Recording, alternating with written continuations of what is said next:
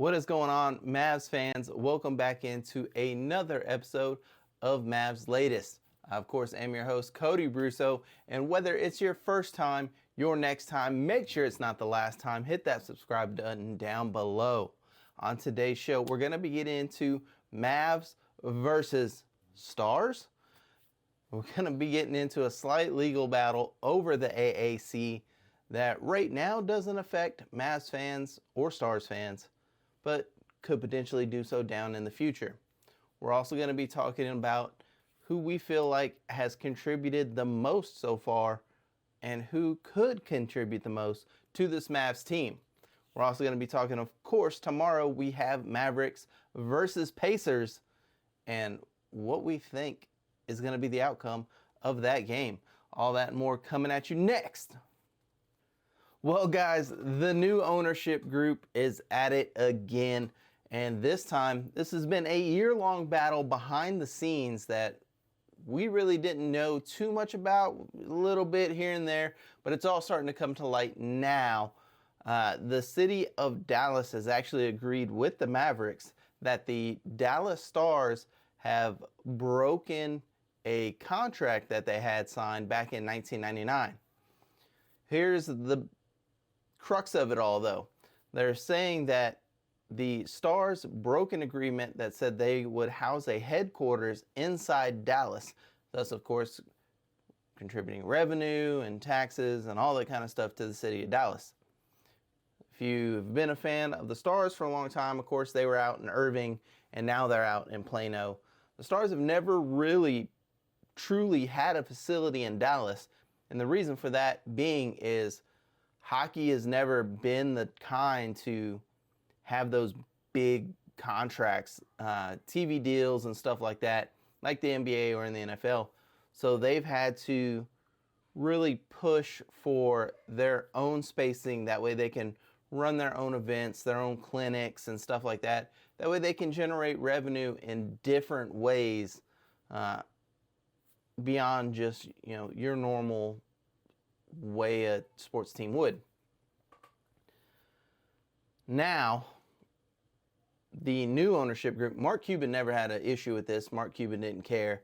The city didn't care until this new ownership group came in. And this new ownership group wanted to do renovations to the AAC. The Mavs and the city are saying that they had a deal in place with the Stars and the Stars backed out. The Stars said, no, we didn't agree with the deal, but we were down to still help and pay some of this renovations. It's all coming down to this, though. The Stars were supposed to renew their lease with the AAC. The Mavs, as we know now, don't want to renew with the AAC. They want to go their own separate way. So why would the Stars continue with the AAC where they could have no ownership around the AAC when they can go build their own facility, build around the facility, have everything set up for the Stars, just like the Mavericks are trying to do? So I get the city siding with Dallas because, of course, they would love for someone to continue to rent the AAC. So I don't think the city of Dallas is quite playing fair. Yeah, they broke the agreement. And this is just another reason why the Mavs are like, hey, look, they broke this agreement. The AAC is not getting refurbished. We know the new ownership group is pushing for a casino arena. And this is just another, I think, step in that ladder for them to try and, shoehorn this deal through there in Dallas. Let me know what you think in the comments. Is the Mavericks justified? Is the city of Dallas justified to go after the Stars? Of course, some of that money is now being placed in escrow. So the Stars are losing tens of millions is what they're saying. And some of that generation. Mavericks said that they can get it back. I feel like the Mavericks are kind of strong-arming the Stars. I don't think it's a good business look from this new ownership group. It's already come in and, wrecked the roster, traded the face of the franchise and Luka Doncic, off to a 1-3 start this year with a supposed, championship team, which I still feel good about if we play this roster right. But let me know in the comments what you think. Is this all justified, or is this just this ownership group doing more shenanigans to try and get their way and shoehorn their way in and not dealing in good faith the way we've seen Mark Cuban do, for years now? But the Mavericks, of course, will be in action. They have been in action. They're 1-3 so far. D'Angelo Russell this season, who I have been saying should be our starting point guard, even before I came onto this show, when I was going on to other shows and via Twitter. When we signed D'Angelo Russell, I was super excited. Y'all all know I've bought in completely with it. The offensive rating with D'Lo out on the floor, 112.3, that is second on the team. The defensive rating, 97.1, that is first on the team. And the net rating is 15.1, which is first on the team. So as I've been saying, D'Lo should be the starting point guard for this team, because the flow of this team is leaps and bounds better. Not to mention, he does have that rapport from a championship roster already with Anthony Davis. Anthony Davis this season so far, I know I've been critical of him because I feel like he gets gassed. And it's one of the reasons why he doesn't want to play the 5. I'll admit that. He says he doesn't want to play the 5 because of the physicality that it brings, especially down, late in the game. He, kind of gasses out trying to do it all. But 25 points per game, 11.8 rebounds, so 12 rebounds, 2.8, we'll say 3 assists, and 1.5 blocks, 2 blocks. So 25, 12, 3, 1.8, so 2 steals and 2 blocks, shooting 52%.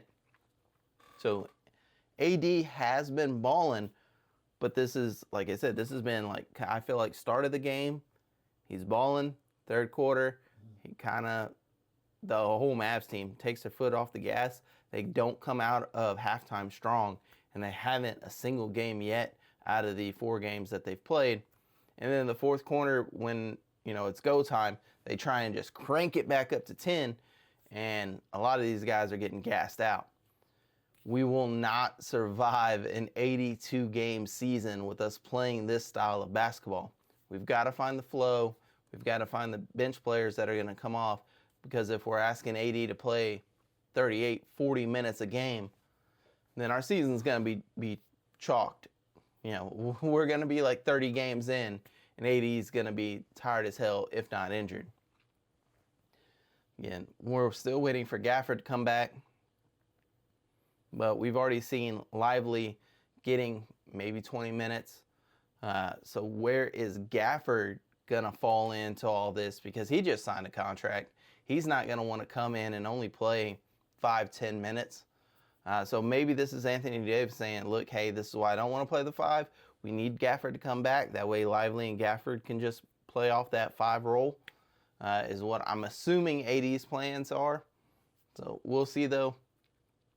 Hopefully Jason Kidd is already thinking of this. But again, we've already seen as well, Cooper Flagg, the shoulder injury, misses most of the fourth quarter in the last game. So we'll see what's going on with that. The big minutes for an 18-year-old kid who's normally used to playing 2 games a week. And when he was in AAU playing 3 shortened games in a weekend.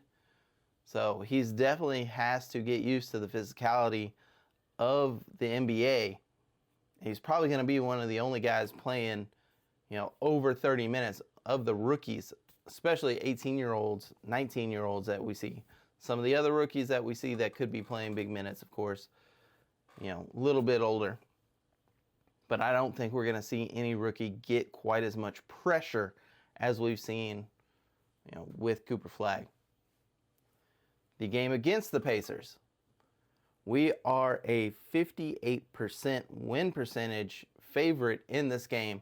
It is the final game of our 5-game homestand to kick off the season, and it's not been a good homestand so far. Pacers 0-3, we're 1-3. We do have the advantage, like I said. For the Pacers, Benedict, Marthon, Obi Toppin already out. Telon Peter, Andrew Nembhard, of course the brother of our point guard Nembhard. Game time decision, Johnny Furphy as well, a game time decision for the Pacers. On our side, Brandon Williams, Derek Lively, Cooper Flagg, Daniel Gafford, Dante Exum, all game time decisions. And of course, Kyrie Irving still out. If we look at how these teams have performed, Dallas only 108 points per game so far average, while the Pacers, they're 0-3, but they have 116 points per game. We shoot at 44, they shoot at 42%, so very, very close. They do out-rebound us, 42 to 49 rebounds, and we're both at 23 assists. We're both at 4.7 to 4.8 blocks. But for us, this is going to be, I think, the biggest telling thing. Indiana averages 5 steals. We average 9 steals. And in the way that we like to play the game, we're definitely going to have to get the steals, get the transition to really, make this thing happen, especially if we're not starting D'Lo, like I think we should.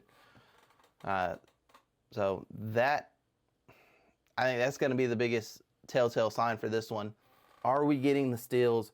Are we making the things happen to get out and run and transition? Because if not, Indiana is probably going to beat us, and we're going to be 1-4.